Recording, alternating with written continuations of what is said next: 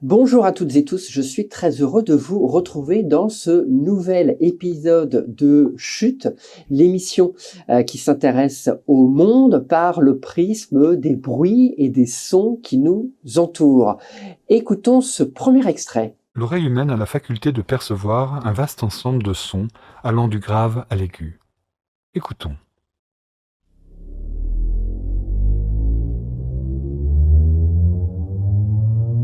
Cet espace nous semble presque infini.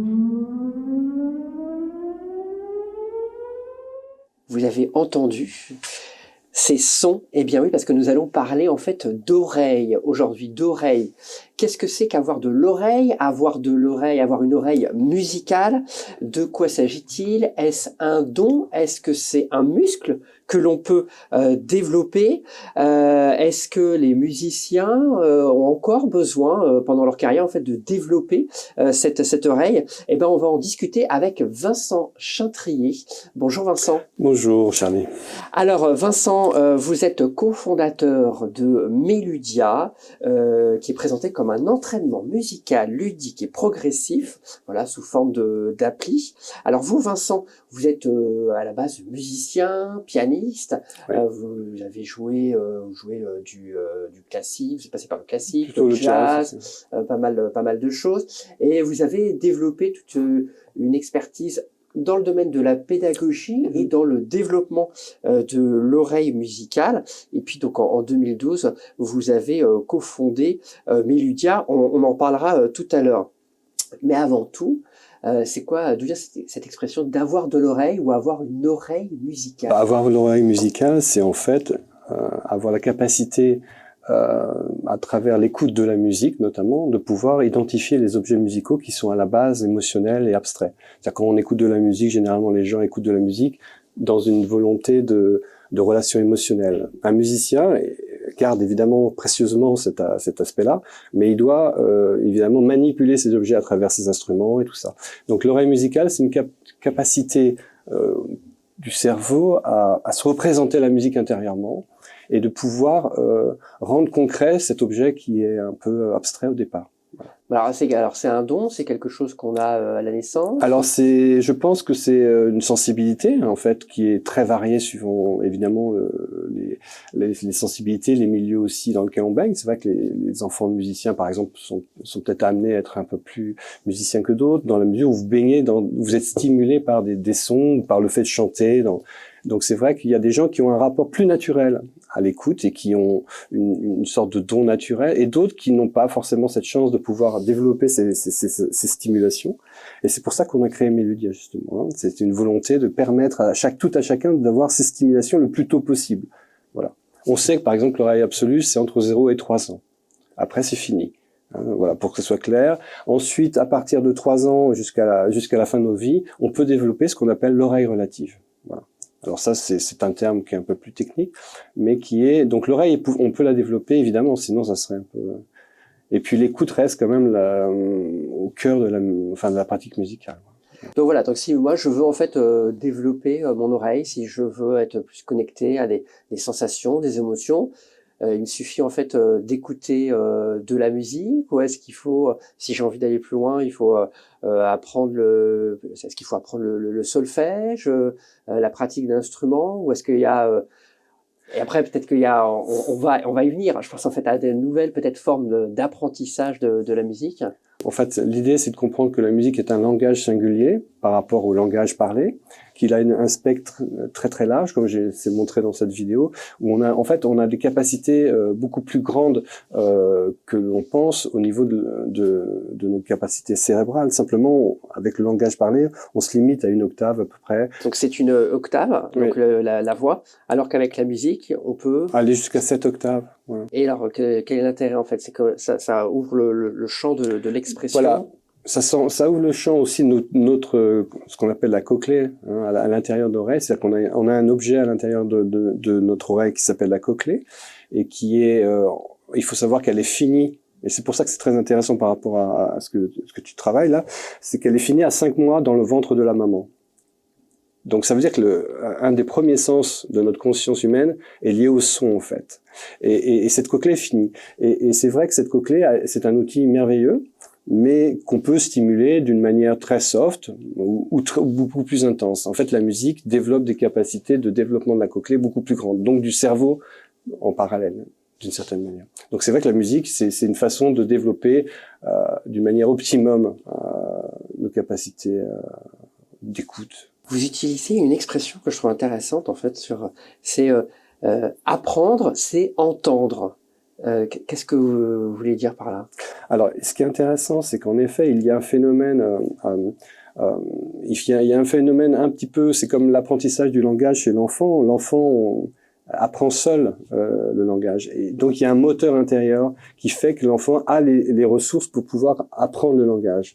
Alors, ce qui est intéressant, c'est que justement, par l'écoute et par l'écoute de la musique, le langage musical a aussi ses formes de manière de développement autonome informel. Et en effet, ce qui est intéressant, c'est le fait de simplement écouter et peu à peu essayer de décrypter à partir des sensations et des émotions qu'on ressent dans la musique une donnée plus analytique, nous permet de faire un lien entre le son et évidemment des objets musicaux et voilà. Donc c'est vrai que l'écoute c'est une des clés de l'apprentissage musical. Et en fait, il y a un paradoxe en musique, c'est qu'on est amené souvent à travailler beaucoup la difficulté corporelle de l'instrument et puis le fait de jouer un morceau parce que c'est concret, mais on oublie qu'il est important aussi d'abord aussi de prendre le temps d'écouter. Et c'est vrai que le paradoxe, c'est en fait en musique, on ne prend pas forcément toujours assez de temps pour essayer d'écouter et de décrypter ce qu'on entend. Voilà. Et de faire le lien entre nos émotions et la réalité des objets musicaux qu'on manipule. Et alors, ma question, c'est ensuite, c'est quand on est musicien, donc on a un bagage théorique, le solfège, la pratique. Voilà, imaginons ça fait 10 ans, voilà, qu'on fait de la musique. Est-ce qu'on a encore besoin ou pas en fait de développer son oreille? Oui, parce qu'en fait, l'oreille, c'est un objet complexe. Il y a plusieurs dimensions dans l'oreille. Il y a par exemple, le sens rythmique, c'est lié à l'oreille. Le sens mélodique, vous voyez, quand vous écoutez ou décryptez une mélodie. Le sens surtout harmonique aussi. L'une des singularités de la musique, c'est un langage qui permet on peut parler en même temps, tous en même temps. Voilà, c'est un langage, alors que le langage parlé, bon, si on parle tous au même moment, c'est une sorte de brouhaha constant. La musique permet de parler en même temps, tous en même temps. Et ça, c'est la verticalité qui le permet. C'est tout du grave à l'aigu, justement, ce qu'on présentait tout à l'heure. Donc, en effet, voilà, c'est un élément très essentiel. Alors on va en venir en fait à Meludia parce que vous avez réfléchi en fait à une nouvelle forme en fait d'apprentissage.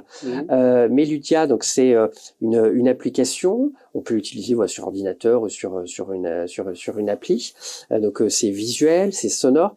Vous avez remporté le concours Lépine européen pour ce projet.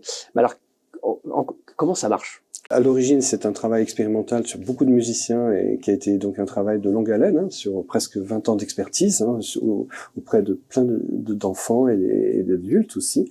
Donc ça s'est transformé en une application qui se présente sous la forme simplement d'exercices, qui sont en fait des exercices qui partent d'éléments très simples et qui vont vers la complexité musicale, peu à peu. Mais l'idée, c'est d'arriver à amener d'une manière informelle la personne qui va faire ces exercices à développer, à stimuler en lui-même ces éléments de langage musicaux qui sont un peu endormis et de réveiller ça. Et donc, c'est un travail évidemment qui a demandé beaucoup de travail, de temps avant de réussir. Et aujourd'hui, on a la chance d'avoir une reconnaissance de beaucoup de gens à l'international qui voient tout l'intérêt de cette pratique qui met en avant finalement l'essentiel, l'écoute et les relations avec l'émotion pour aller vers justement une capacité de représentation intérieure qui permet évidemment de rendre la musique plus simple. C'est-à-dire que je pense, on parle souvent de Beethoven parce que c'est quelqu'un qui, évidemment, c'est un génie de la musique qui est devenu sourd. Donc c'est vraiment quelqu'un qui montre bien le paradoxe entre l'intériorité, c'est-à-dire que le fait d'entendre la musique intérieurement, et aussi le fait d'être sourd en même temps à la fin de sa vie. Donc ce qui est intéressant, c'est qu'un musicien développe une intériorité musicale et qui n'est pas visible, mais qui est une forme de pensée musicale. Là, dans nos vies quotidiennes, on pense des choses, on pense à ce qu'on doit faire tout à l'heure, etc. Un musicien pense la musique, il l'entend. Donc cette façon de l'entendre et de se la représenter intérieurement est une des clés importantes du développement musical. C'est pas la seule, mais c'en est une très importante. On va découvrir une illustration dans une école de Malte avec des élèves.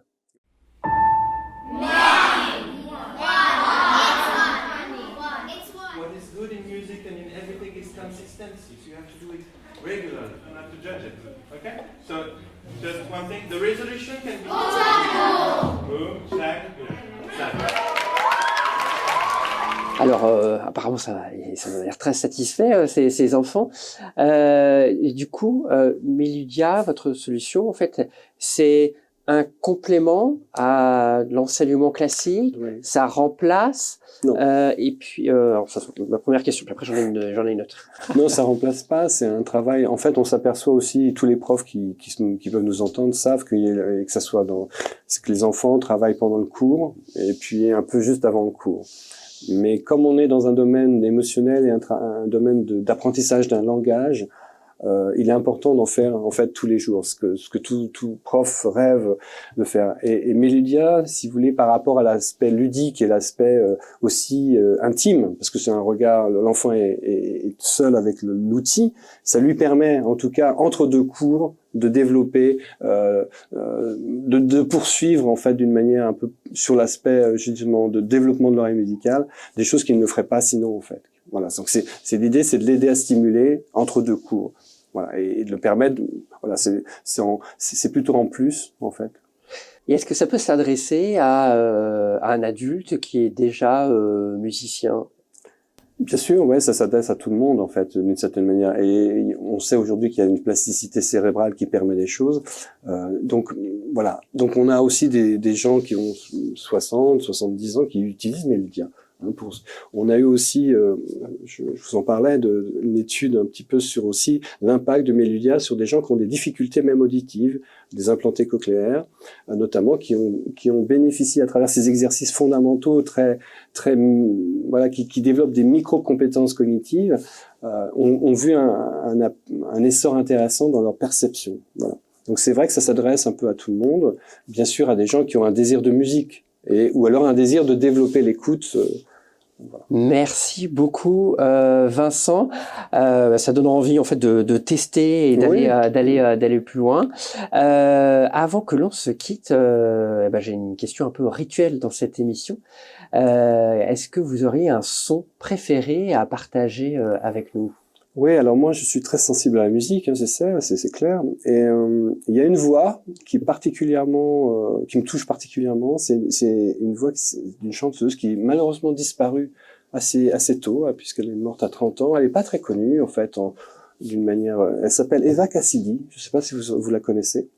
Et c'est une chanteuse qui a une des plus belles voix, sans doute. De l'histoire de la musique, et c'est une femme vraiment qui est peu connue et qui mérite d'être entendue. Sa voix et j'invite tous vos auditeurs à écouter cette voix, qui est sublime. Est-ce que ça vous fait quoi quand vous entendez le son de sa voix? Souvent, quand on est musicien, on se pose la question de savoir pourquoi on devient musicien, mais en fait, c'est le rapport au son. C'est-à-dire qu'un jour, enfant, des sons nous apportent une information très forte émotionnelle.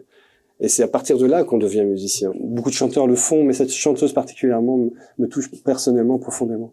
Voilà. Très bien, on mettra le lien ouais. pour que les gens puissent découvrir la voix d'Eva Cassidy. Eva Cassidy, oui. Très bien. Merci beaucoup Vincent Chatrier d'être venu sur le plateau de Chute.